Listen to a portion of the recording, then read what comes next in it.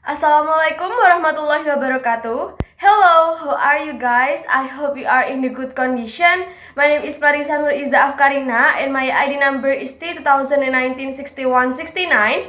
I'm from English Education Department 4 and here I would like to tell you about the causative variable in second language acquisition. So, let's just get started. Well, after we discussed about 5 hypotheses or theory in second language acquisition last week, we can conclude that acquisition is more important than learning. In order to acquire, we need to condition. The first one is comprehensible input. Containing I plus 1, it relates to the input hypothesis and also low effective filter that we had already discussed last week. In affective filter, we talk about mental block. Learners with high motivation and self-confidence and also low anxiety do better in SLA. Well, now I would like to tell you a point by point of the topic. Let's start from the point number 1. It is language teaching. Does it help? Actually, the answer can be yes or no. It helps when the main function is to provide comprehensible input to those who cannot get it elsewhere. We can say that those who are concentrated by their situation. In the other words, students or learners who have no resources outside the classroom or by their competence. It means those who cannot understand the language of the outside world and have never known it further. Besides, the answer can be no. It happens when the resources of the input are available. Or we can say that the students or learner are competent enough in second language acquisition. So, teaching is not important. It doesn't help. The next point is about exposure variables. Actually, when I read this part, I'm a little bit confused, but I think the point is through causative variables predicts quite well when the exposure variables relate to the second language acquisition and way they do not. And there are several studies have examined length of residence or LOR in a second language environment. There are so many explanations and statements about it from the experts, such as Fatman. She reported that LOR did predict proficiency for her sample of children. The results state that those who had been in the United States for 3 years did better on the slope test than those who had been in the United States for 2 years, and this group in turn outperformed those who had been in the United States for only 1 year. Maybe some of you are curious about what is a slope test.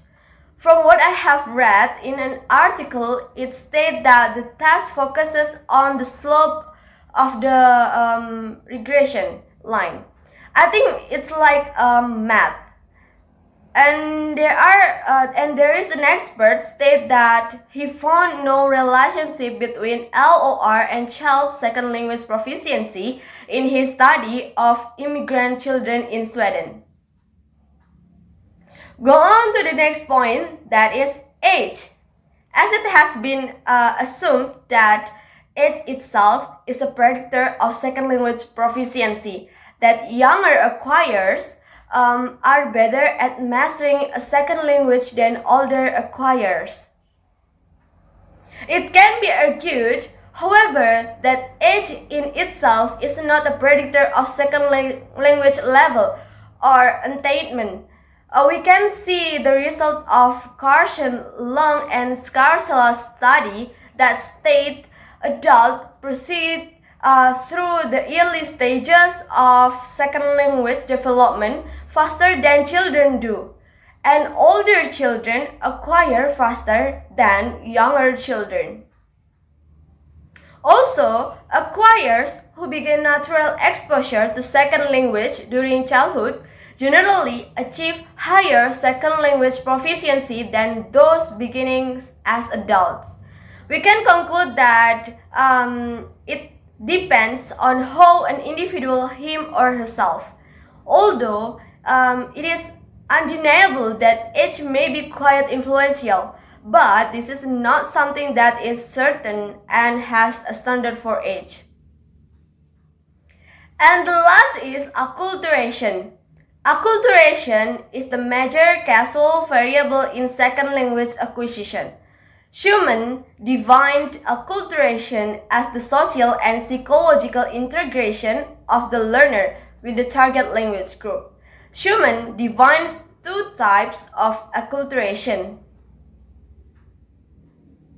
In type 1 acculturation, the learner is socially integrated with the TL group and as a result, development sufficient contact with TL speakers to enable him to acquire the TL.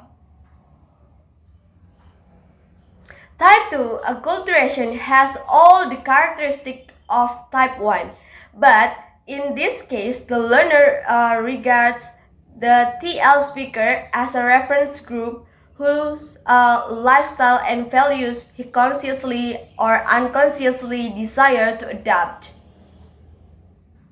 We can conclude that both types of acculturation are sufficient to cause acquisition of the TL, but the distinction is made to stress that social and psychological contact with the TL group is the essential component in acculturation as it relates to SLA, that adoption of the lifestyle and values of the TL group is not necessary for successful acquisition of the TL. I think that's enough from me. I'm so sorry if I've done anything wrong. I hope it will be useful. And the last I say, wassalamualaikum warahmatullahi wabarakatuh.